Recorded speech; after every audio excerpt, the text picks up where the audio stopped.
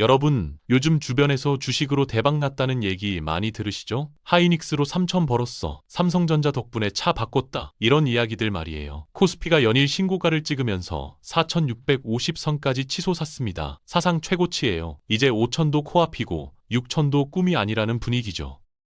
근데요, 제가 하나만 여쭤볼게요. 지금이 가장 위험한 순간일 수도 있다는 생각 혹시 해보신 적 있으신가요? 재미있는 얘기 하나 들려드릴게요. 만유인력을 발견한 천재 과학자 아이작 뉴턴. 그 역사적 인물인 뉴턴이 주식 투자 실패로 수십억을 공중분해시켰다면 믿으시겠어요? 1720년 영국 런던. 도시 전체가 집단 광기에 빠져 있던 시기였죠. 남의 회사라는 이름만 들어도 돈 냄새가 나는 회사 하나가 런던을 완전히 장악했어요. 영국 정부 빚이요? 저희가 남미 무역해서 다 갚아드릴게요. 이 말 한마디에 귀족도, 은행 사장도, 화가도, 음악가도 모두가 한 번도 가보지 않은 남미 대륙의 보물을 꿈꾸며 주식을 긁어 모으기 시작했습니다. 그 열기의 중심에 바로 뉴턴이 서 있었습니다. 역시 천재답게 완벽한 타이밍에 진입해서 수익률 100%, 2배를 벌고 깔끔하게 빠져나왔어요. 됐어. 이 정도면 충분해. 그런데 진짜 악몽은 그 순간부터 펼쳐졌습니다. 뉴턴이 손을 뗀 주식이 로켓처럼 날아오르기 시작한 겁니다. 1월에 128파운드였던 게 2월엔 200, 3월엔 300, 5월엔 500, 6월에는 1000파운드를 뚫어버렸죠. 뉴턴만 빼고 그야말로 온 나라가 축제 분위기였습니다. 친구, 옆집 아주머니, 길거리 구두 닦기까지 온종일 신나서 남의 회사 주식 얘기를 합니다. 뉴턴의 마음은 새까맣게 타들어갔죠. 밤새 잠도 못 자고 마치 남들이 버는 돈이 전부 자기 돈을 훔쳐가는 것처럼 느껴졌습니다. 세상 모든 법칙을 풀어내던 그 머리로도 이 질투와 탐욕만큼은 이겨낼 수 없었나 봅니다. 그리고 바로 그 순간 뉴턴은 평정심을 잃고 맙니다. 7월 주가가 하늘 높은 줄 모르고 치솟았을 그 시점에 주식 투자로 번 돈과 모아놓은 재산을 전부 끌어모아 남의 회사에 또다시 베팅을 하고 맙니다. 지금보다 더 부유한 백만장자를 꿈꾸며 말이죠. 그로부터 정확히 3개월 뒤 결국 부풀려진 거품은 꺼지고야 맙니다. 주가가 절벽에서 떨어지듯 추락합니다. 1000파운드가 순식간에 100파운드 밑으로 곤두박지칩니다. 단 5개월 만에 10분의 1로 박살 나버린 겁니다. 뉴턴 손에 남은 건 휴지 조각뿐이었죠. 2만 파운드, 현재 가치로 약 50억 원이 한순간에 증발했습니다. 이후 뉴턴은 고통에 몸부림치며 금융 역사에 길이 새겨질 명언을 남깁니다. 나는 천체의 궤도는 소수점까지 계산할 수 있었지만 인간의 광기만큼은 계산할 수 없었다고 말이죠. 여러분, 지금 이 이야기 듣고 웃고 계신가요? 아니면 가슴 한편이 뜨끔하신가요? 300년 전 얘기인데도 왜 이렇게 생생하게 와 닿을까요? 역사는 반복되고 주식시장도 늘 비슷한 리듬으로 춤을 춥니다. 2026년, 지금 이 불타오르는 장에서 여러분은 최후의 승자가 될 자신이 있으신가요? 연일 오르는 코스피에서 수익 내셨다면 축하드립니다. 진심으로요. 하지만 이런 말이 있잖아요. 주식은 내 통장에 들어올 때까지 내 돈이 아니다. 지금 샴페인 터뜨리고 계시다면 잠깐만 멈춰보세요. 대한민국 밖에서는 지금 조용히 탈출구를 찾는 발소리가 들립니다. 여러분이 눈 감고 귀 막고 흥겹게 춤추는 동안 진짜 큰손들, 외국인 투자자들은 이미 돈가방을 들고 야반도주하고 있다는 사실 혹시 알고 계신가요? 지금부터 여러분의 계좌를 지킬 수 있는 마지막 경고음에 대한 이야기를 해드리겠습니다. 먼저 코스피가 뭔지부터 간단히 짚고 갈게요. 한국 대표 기업들의 주가를 묶어서 만든 숫자입니다. 삼성전자, SK하이닉스, LG에너지솔루션, 포스코 같은 한국 경제의 얼굴들의 주가가 오르고 내리는 걸 한눈에 보여주는 온도계와 같죠. 작년 2025년 한 해 동안 코스피가 얼마나 올랐는지 아세요? 무려 75.6%입니다. 1999년 벤처 광풍 때 이후로 이런 상승은 본 적이 없어요. 역사적 기록이죠. 그리고 올해 2026년 들어서 겨우 2주 지났는데 벌써 또 10% 가까이 뛰었습니다. 삼성전자 볼까요? 작년 1월 5만 3천 원에서 지지부진하던 주가가 지금 14만 원입니다. 거의 3배 가까이 뛰었죠. SK하이닉스는 70만 원을 넘어섰어요. 증권사 리포트마다 대한민국 경제의 장밋빛 미래를 그립니다. 근데 말이죠. 1월 6일부터 외국인 투자자들이 갑자기 매도 폭탄을 쏟아내기 시작했습니다. 이게 무슨 의미일까요? 그야말로 받아먹을 만큼 먹었다는 거죠. 여기에 더 있다간 뼈도 못 추리니까 돈 벌었을 때 도망쳐버린 겁니다. 이게 바로 꼭지 찍었다는 강력한 경고등이죠. 그런데 왜 코스피는 연일 고공행진일까요? 바로 이때 우리 개인 투자자, 즉 개미들이 그 신호를 알아채지 못하고 외국인이 날려버린 물량 6천억 원어치를 그대로 받아먹었어요. 언제 터질지 모르는 시한폭탄을 넘겨받은 거죠. 그런데 여기서 사람들이 묻습니다. 그래도 삼성전자랑 SK하이닉스 잘 나간다는데 그럼 베팅해볼 만하지 않아? 한국 경제 지금 탄탄하다는 거 아니야? 라고요. 바로 거기에 함정이 숨어 있습니다. 요즘 코스피와 함께 연일 뉴스에서 떠들어대는 게 하나 더 있죠. 바로 환율입니다. 환율이 고공행진을 하고 있어요. 1450원대를 넘나들고 있습니다. 심지어 작년 12월엔 1470원가까지 올랐었어요. 1998년 IMF 외환위기 이후 최고 수준입니다. 일반적으로는요, 환율이 오르면 주식은 떨어집니다. 외국인 투자자 입장에서 생각해보세요. 한국 주식이 10% 올라서 수익이 났는데 환율도 10% 올랐다면 달러로 환산하면 수익이 0%예요. 그럼 외국인들이 한국 주식을 팔고 나갑니다. 그런데 지금은 정반대 상황이 벌어지고 있어요. 환율도 오르고 주식도 오릅니다. 이게 정상일까요? 아닙니다. 경고등입니다. 그럼 환율이 오르는 진짜 이유가 뭘까요? 첫 번째, 국민연금이 해외 투자를 폭발적으로 늘리고 있습니다. 2025년 중반 기준 국민연금의 해외 투자 규모는 약 771조 원에 이르렀고 전년 대비 70조 원 이상 늘었죠. 원화를 달러로 바꿔서 해외에 투자하니까 달러 수요가 폭증하는 겁니다. 두 번째, 개인 투자자들도 마찬가지입니다. 서학개미라고 들어보셨죠? 미국 주식에 투자하는 개인 투자자들입니다. 규모가 306조 원입니다. 작년 9월 이후 매달 50억 달러씩 해외로 빠져나가고 있어요. 사실 알 사람들은 다 알고 있다는 거죠. 대한민국 원화의 가치가 흔들리고 있다는 걸요. 세 번째, 한국은행이 환율 안정을 위해 필사적입니다. 총재가 직접 나서서 지금 환율은 우리 경제 체력보다 너무 비싸다고 경고했어요. 심지어 국민연금에게 달러를 팔라고 압력을 넣고 있습니다. 환해지를 늘리라는 거죠. 왜 이렇게 필사적일까요? 환율이 계속 오르면 수입 물가가 폭등합니다. 우리가 먹는 밀가루, 기름값, 모든 게 비싸집니다. 그런데 여기서 핵심은 이겁니다. 환율과 주식이 동시에 오른다는 건 시장이 매우 불안정하다는 뜻입니다. 사람들이 현금을 들고 있지 않고 불안함에 뭐든 사려고 하는 겁니다. 주식이든 달러든 금이든 뭐라도 사야 할 것 같아. 이게 바로 공포에서 나오는 투자입니다. 1999년 닷컴 버블 기억하시나요? 그때도 모두가 한국 경제, 주식시장 이번엔 다르다고 말했습니다. 그리고 바로 다음 해 2000년에 모든 게 무너지고 주식시장은 바닥을 치고 말았죠. 저는 왜 지금 이 상황이 그때와 비슷한 양상으로 느껴지는 걸까요? 모두가 승전고를 울릴 때 왜 이렇게 불안한 걸까요? 그렇다면 구체적으로 어떤 폭탄이 우리를 기다리고 있는 걸까요? 전문가들이 지목하는 시한폭탄 3가지 바로 알려드릴게요. 첫 번째 폭탄, 빚의 쓰나미입니다. 2020년부터 2022년까지 대한민국이 저금리라는 달콤한 술에 취해 있었을 때가 있었습니다. 대출 안 받고 집 사는 놈이 바보, 영끌이 정답이라는 말이 유행어였죠. 은행 직원이 먼저 전화를 걸어왔습니다. 고객님, 대출 한도 늘려드릴까요? 공짜로 돈을 빌려주는 것처럼 느껴졌죠. 금리가 0.5%에서 1%대였으니까요. 하지만 곧 파티는 끝났습니다. 한국 가계부채가 얼마인지 아세요? 약 1,800조 원입니다. GDP의 거의 90%에 육박하죠. OECD 국가 중 1등입니다. 갓난아기부터 할아버지까지 국민 한 명당 3,600만 원씩 빚이 있다는 겁니다. 그래도 집값 올랐으니 괜찮지 않아요? 문제는 이 빚의 대부분이 변동금리라는 겁니다. 금리가 딱 1%만 올라도 이자가 18조 원 늘어납니다. 18조가 얼마나 큰 돈이냐고요? 우리나라 1년 국방 예산이 55조인데 그 3분의 1입니다. 금리 1% 오르는 게 전투기 수십 대 값과 맞먹는 돈이 공중으로 날아간다는 뜻입니다. 그럼 사람들이 어떻게 할까요? 한 달에 50만 원 내던 이자가 65만 원이 됩니다. 갑자기 월급에서 15만 원이 더 빠져나가는 겁니다. 식당 가던 걸 줄입니다. 옷 사던 걸 참습니다. 여행 계획을 취소합니다. 그럼 동네 식당 사장님이 힘들어집니다. 손님이 줄었으니까요. 식당이 어려우니 식자재 업체도 힘듭니다. 주문이 줄었거든요. 식자재 업체가 어려우니 직원을 줄입니다. 직원이 잘리면 그 사람도 소비를 줄입니다. 도미노처럼 줄줄이 쓰러집니다. 이게 2026년 우리가 마주할 수 있는 첫 번째 시나리오입니다. 두 번째 폭탄, 유령 빌딩의 습격입니다. 미국 이야기부터 시작해 볼게요. 코로나 이후 세상이 바뀌었습니다. 재택근무가 일상이 됐죠. 뉴욕 맨해튼의 초고층 빌딩들, 한때는 금융의 심장이었습니다. 지금은요, 공실률이 20%가 넘습니다.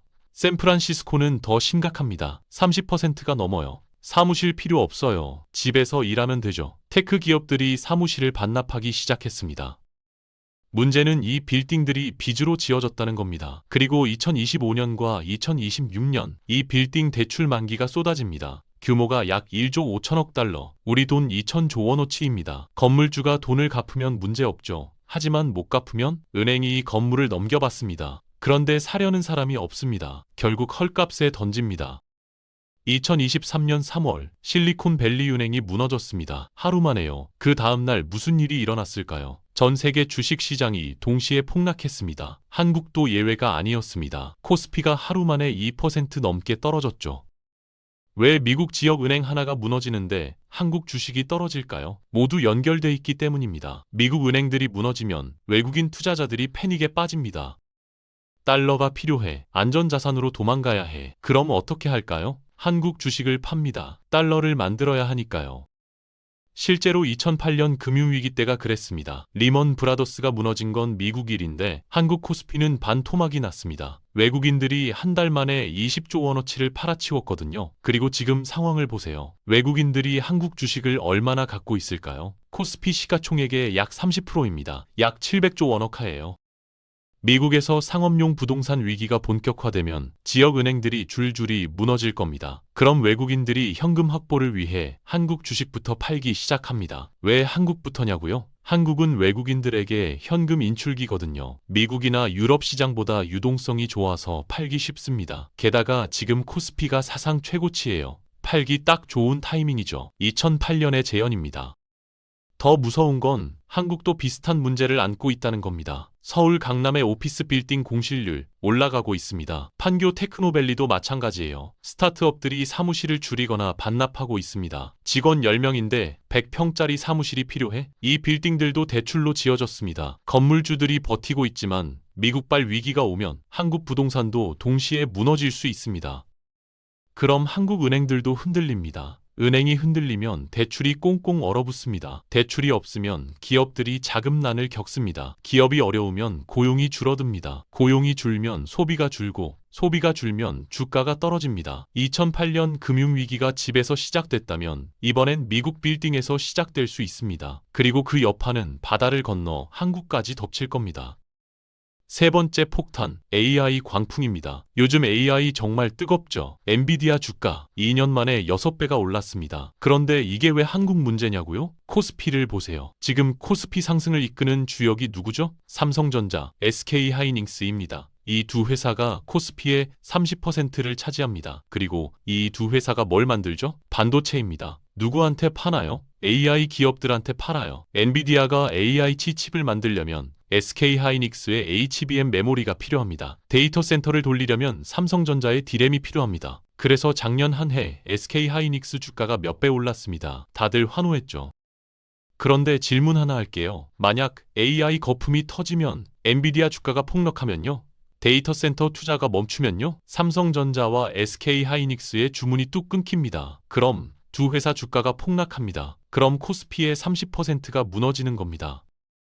역사 속에 처참했던 닷컴 버블 시절을 꼭 기억하고 계세요. 당시 한국도 IT 열풍이었습니다. 벤처 기업이라면 뭐든 올랐죠. 코스닥이 1년 만에 3배가 올랐습니다. 그리고 2000년 3월 거품이 터졌습니다. 코스닥은 고점 대비 80% 폭락했습니다. 수많은 벤처 기업이 사라졌습니다. 지금도 똑같은 패턴입니다.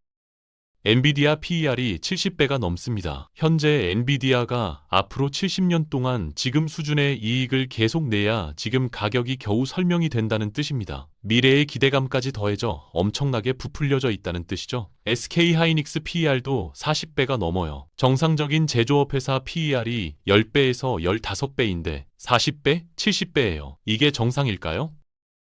2008년 금융위기의 예언자 마이클 버리가 반도체 하락에 베팅했다는 뉴스 본 적 있으신가요? 그는 AI 기술을 부정하는 게 아닙니다. 지금 주가가 너무 올랐다고 보는 거죠.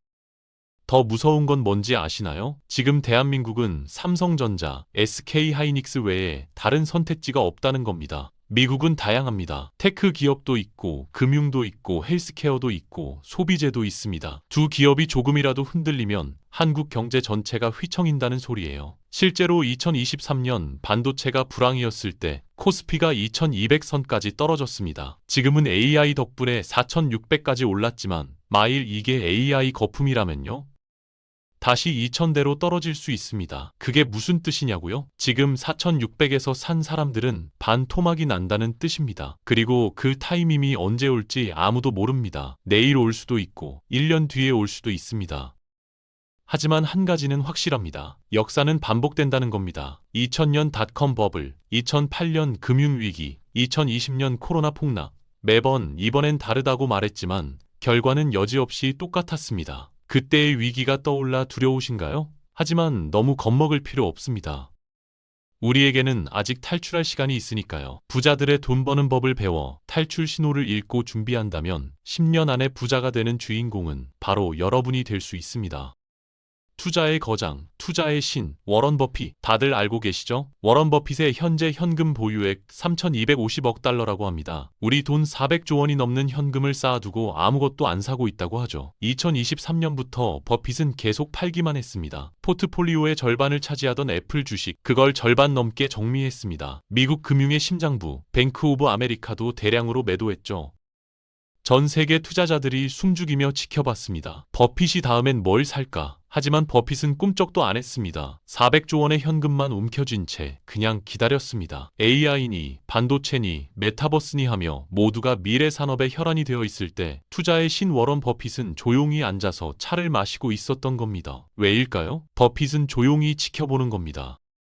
거품이 터지는 순간을 잡기 위해서 말이죠. 시장이 아비규환으로 비명을 지르며 모든 걸 내려놓는 순간 버핏은 미소를 지으며 400조 원이라는 막대한 현금의 무기를 들고 바닥에 떨어진 돈을 쓸어 담으려는 거예요. 이게 바로 진짜 부자들의 세일 주식 쇼핑법입니다. 생각해보세요. 백화점 명품관 세일 때는 전날 밤부터 텐트 치고 기다리잖아요. 그런데 왜 좋은 주식이나 부동산이 50% 폭탄 세일할 때는 무서워서 도망갈까요? 아이러니하지 않나요? 이유는 간단합니다. 대비가 되어 있지 않으니까요. 수중에 투자할 만한 현금이 하나도 남아있지 않으니까요. 그래서 워런 버핏처럼 웃으며 세일 주식을 쓸어 담는 쪽이 되지 못하고 뉴턴처럼 50억이 5억이 되었을 때 비명을 내지르며 파는 쪽이 되는 겁니다. 그렇다면 우리는 지금 무엇을 해야 할까요? 억대 자산 없어도 금융 전문가 아니어도 할 수 있는 준비가 있습니다. 딱 5가지만 기억하세요.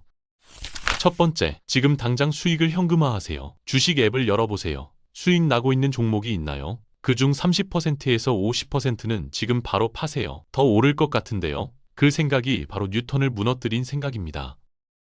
2021년을 기억하세요. 코스피가 3,200을 넘었을 때 모두가 5,000 간다고 외쳤습니다. 그리고 1년 뒤 2,200까지 추락했습니다.